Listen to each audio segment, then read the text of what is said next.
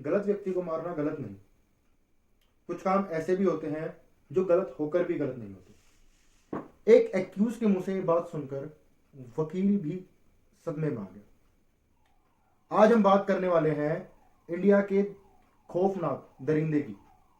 Yes, today we are talking about the person who had killed 40 person at the age of 40, Chandrakanta Jha.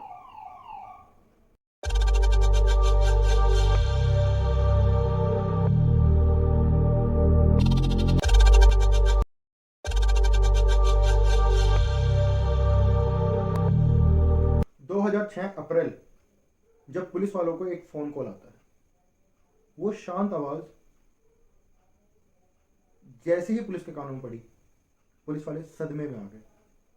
उस collar ने बताया कि Tihar jail के gate number 3 के बाहर एक टोकरी में बंद एक लाश। पुलिस वालों को सुनकर यकीन नहीं हुआ। जब तिहाड़ जेल के बाहर गेट नंबर 3 पे चेक किया गया तो वहीं फुटपाथ पे, जैसा कॉलर ने बताया था, एक लाश बरामद होती है। लाश के साथ एक नोट भी था जिसमें इंडियन जुडिशियल सिस्टम के खिलाफ एक ग्रज था। उस पूरे के पूरे नोट को अगर हम टैली करें और एक सिंगल वर्ड का डिस्क्राइब करें तो उसमें लिखा हुआ था, अगर पकड़ सकते हो तो मुझे पकड़ लो। सिर्फ एक लाश और उस नोट और उस कॉल के अलावा पुलिस को कुछ भी नहीं पता था। अब पुलिस जब तहकीकात करती है तो पुलिस के हाथ कुछ नहीं रहता। इसी बीच पुलिस को कुछ और कॉल्स आते हैं जिसमें पुलिस को धमकी दी जाती है कि तुम मुझे नहीं पकड़ सकते, तुम मुझे पकड़, मैं बहुत शातिर हूं, मैं कुछ इस तरह से, वो बहुत सारी चीजें वहां पर होती हैं। 2007 में फिर से एक लाश पुलिस तिहाड़ जेल के बाहर मिलती है, सेम उसी तरह से। पुलिस वालों को फिर से फोन कॉल आता है, सेम वो कॉलर सेम चीज बताता है कि गेट नंबर 3 के बाहर लाश है। पुलिस वाले जब वहां पर जाते हैं तो वो लाश इतनी टाइट बांधी गई होती है कि पुलिस वाले और वहां पर खड़े किसी और व्यक्ति से वो लाश नहीं खुलती। तब उस भीड़ में से एक व्यक्ति बोलता है कि मैं इस लाश को खोल देता हूं।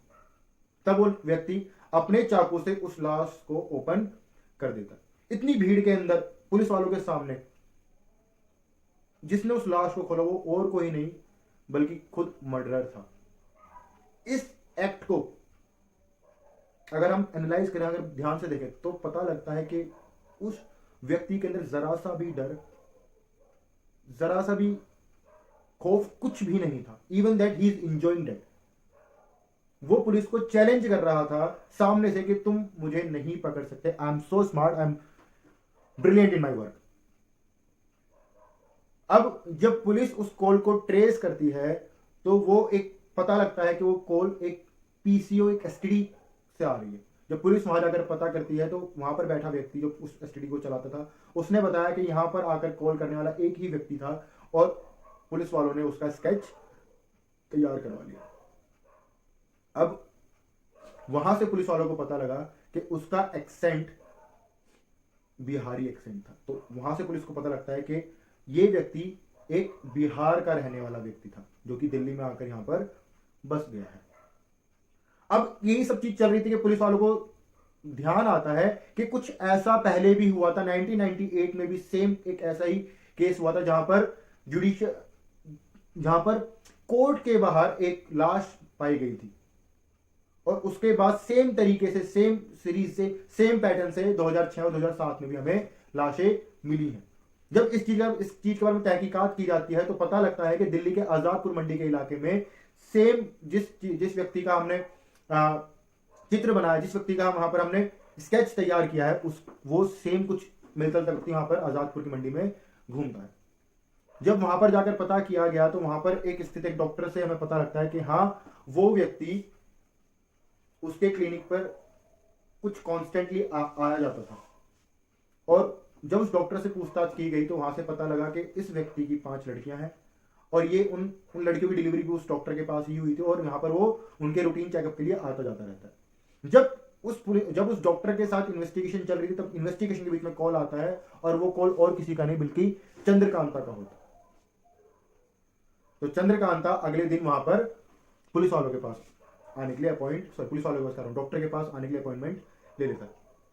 अब वहां से एक और बात पता लगती है कि चंद्रकांता उस डॉक्टर के ब्रदर इन लॉ को भी मारना चाहता था, वो उसके पीछे भी उसको मारने के पीछे लगा हुआ था। जब डॉक्टर के ब्रदर इन लॉ से पूछा गया तो उसने बताया कि चंद्रकांता के पास एक मोटर रेडी, एक रिक्शा टाइप जो होती है, मोटर रिक्शा होती है, वो उसके पास है, उसको चलाते। जैसे ही पुलिस को ये चीज पता लगी, वो उन्होंने उस एरिया में तलाश करना शुरू किया और within a matter of hours police वालों ने चंद्रकांता को अरेस्ट कर लिया। The psychopath serial killer of Delhi was arrested. It was a breaking news. जब वो लाश इस तरह से तिहाड़ जेल के बाहर मिली और उन लाशों के जो बाकी पार्ट्स थे वो हमें 30,000 कोर्ट के अंदर मिले, तो पूरा दिल्ली मानो सदमे में आ गया था, सहम सा गया था। एक सीरियल किलर, अब वो सीरियल किलर पुलिस वालों के सामने था और वो वहां पर पुलिस वालों को सब कुछ बताने के लिए तैयार हो गया, सिर्फ एक शर्त पे कि अगर पुलिस वाले उसको टॉर्चर नहीं करेंगे, उसको मारेंगे नहीं। उसने शुरू किया अपने नाम के साथ। उसने बताया मेरा नाम चंद्रकांता है, मैं 40 वर्ष का हूं और मैं बिहार से रहने वाला हूं। उसने बताया कि उसका जो पूरा का पूरा जो नेचर था वो क्यों ऐसा हुआ कि शुरू से उसकी माँ उसको इग्नोर किया करती थी, उसकी जो बातें थी उनको दबाया जाता था और वही ग्रज उसके अंदर बढ़ता चला गया। अपनी बातों को बताने के लिए, अपनी बातों को सामने रखने के लिए उसके अंदर एक एग्रेशन कन्वर्ट होता चला गया। और कुछ ऐसा ही हुआ जब वो दिल्ली आया, वो दिल्ली आकर रहना शुरू किया, तो यहां पर भी कुछ उसके साथ ऐसा ही हुआ। क्योंकि जब भी कोई व्यक्ति माइग्रेट होकर दूसरे स्टेट पहुंचता है तो कहीं ना कहीं उनकी आवाज को, उनकी बातों को दबाया जाता है, उनके साथ डिस्क्रिमिनेशन किया जाता है और इसी चीज के चलते एक एंग्री पर्सन कहीं ना कहीं एक गुचर के अंदर कन्वर्ट हो जाता है। उसने बताया कि उसकी 5 बेटियां हैं, उनके साथ वो दिल्ली के अंदर रहता है और अपने सीरियल किलर के प्रोफेशन को सीरियसली लेते हुए उसने अलग से एक और फ्लैट रेंट पर लिया हुआ था। ये वो व्यक्ति था जो जिस रूम के अंदर लोगों को मारा करता था, उनको काटा करता था, उनको टुकड़े किया करता था, उसी रूम में बैठकर वो खाना पकाया और खाया करता था। इसके लिए शिकार करना आसान हो जाता था क्योंकि जिन लोगों का शिकार किया करता था वो लोग या तो इसके खुद के रिलेटिव्स, उसके खुद के जानकार हुआ करते जो इसी के गांव से बिलोंग करते थे, या फिर इसके कहीं नेबर विलेजेस से बिलोंग किया करते थे। ये उनको अपना दोस्त बनाता, उनके ऊपर एक विश्वास कायम करता, उनको कुछ ऐसे काम करने के लिए देता जिससे कि वो लोग उसकी बातों में आ जाते और ये फिर उनको कैद करके उनका मर्डर कर देता, उनके बॉडी के छोटे छोटे टुकड़े कर देता। इसने बताया कि अगर ये किसी का मर्डर ना करे तो ये पागल हो जाता है, ये गुस्से से आंख हो, इसको अपने आप पर कंट्रोल नहीं होता और जैसे ये मर्डर करता है ये शांत हो जाता है, इसको मजा आने लगता है। इस तरह का साइकोपैथ। अब चंद्रकांता ने बताया कि जब वो दिल्ली आया तो उसने यहां पर आकर जो सब्जी मंडी में जो सामान को इधर से उधर कैरी करते हैं, रखवाते हैं, एक लेबर वर्क उसने वहां पर करना शुरू किया और शुरू में उसका काम बहुत स्मूथली चल रहा था, बहुत अच्छे से चल रहा था, उसको कोई दिक्कत नहीं थी अनटिल दैट डे जब उसने देखा कि एक व्यक्ति दूसरे व्यक्ति को मार रहा है। रात के अंधेरे में एक गुंडा दूसरे व्यक्ति को मारा है और उसने जब उस व्यक्ति को बचाने के लिए आवाज उठाई तो उस गुंडे ने चंद्रकांता के ऊपर भी अटैक किया and face him to the ground और उसको उस हालत में वहां पर छोड़ा कि वो शायद मर सकता था उस दिन। बट चंद्रकांता ने अपने आप को संभाला और अपने आप को कैरी किया टू द सेफ प्लेस और वहां पर ट्रीटमेंट कराया और वो बच गया। उसी रात चंद्रकांत ने डिसाइड किया कि आज के बाद दोबारा वो अपने ऊपर किसी और को हावी नहीं होने देगा। हॉस्पिटल से डिस्चार्ज होने के बाद, ठीक होने के बाद चंद्रकांता ने मार्शल आर्ट सीखा। चंद्रकांता के बारे में जब पता किया गया तो ये भी पता लगा कि चंद्रकांता का जो उस सब्जी मंडी में जो यूनियन लीडर हुआ करता था लेबर्स का, उसके साथ भी कुछ वायलेंट हिस्ट्री रही है। यूनियन लीडर था, वह सब्जी मंडी में लेबर से कुछ अमाउंट चार्ज किया करता था डेट चंद्रकांता फाउंड अनरीजनेबल और उसने जब उसको वो अमाउंट देने से मना कर दिया तो वहां पर उनके बीच में झगड़ा शुरू हो गया। झगड़ा इतना बढ़ गया कि वो चीज उनके बीच में हाथापाई में कन्वर्ट हो गई और उस हाथापाई में उस यूनियन लीडर का हाथ कट गया। मतलब ये जो हाथ है, इस हाथ के ऊपर एक गहरा कट लग गया। उस चीज के चलते चंद्रकांता को पुलिस ने अरेस्ट कर लिया और उसको जेल में भी बंद किया। इस पूरे सिनेरियो के अंदर चंद्रकांता की वाइफ को भी पुलिस ने पकड़ लिया और उसको भी जेल के अंदर बंद किया गया, जबकि उसकी वाइफ का वहां पर कुछ भी लेना देना नहीं था। जब चंद्रकांता जेल से बाहर आया तो बाहर आकर उसने सबसे पहले जो मर्डर किया था, जो कि 1998 में उसने किया था, that was the union leader. और उसकी लाश उसने वहां पर तीसारी को, हाँ तीसारी का वहां तिहाड़ जेल के बाहर उसने प्लेस की।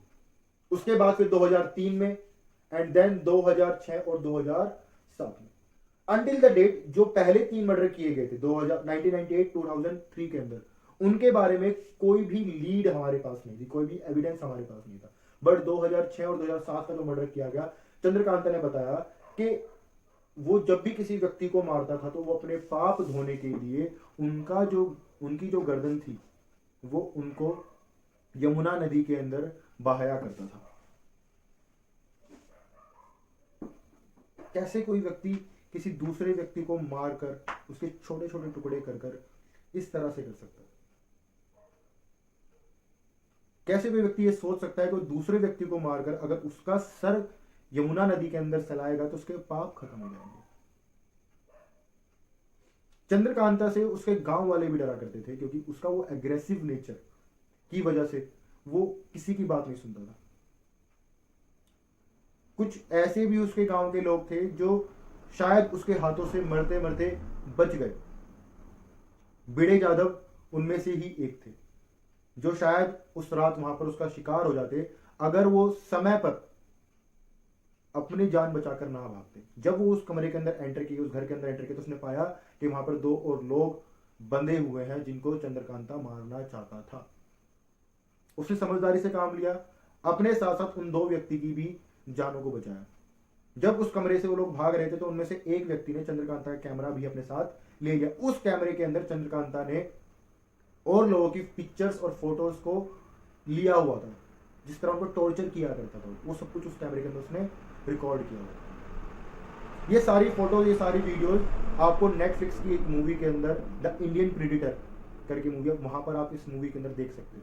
वहां पर उन ओरिजिनल फोटोज, उन ओरिजिनल वीडियोज को भी वहां पर दिखाया गया है।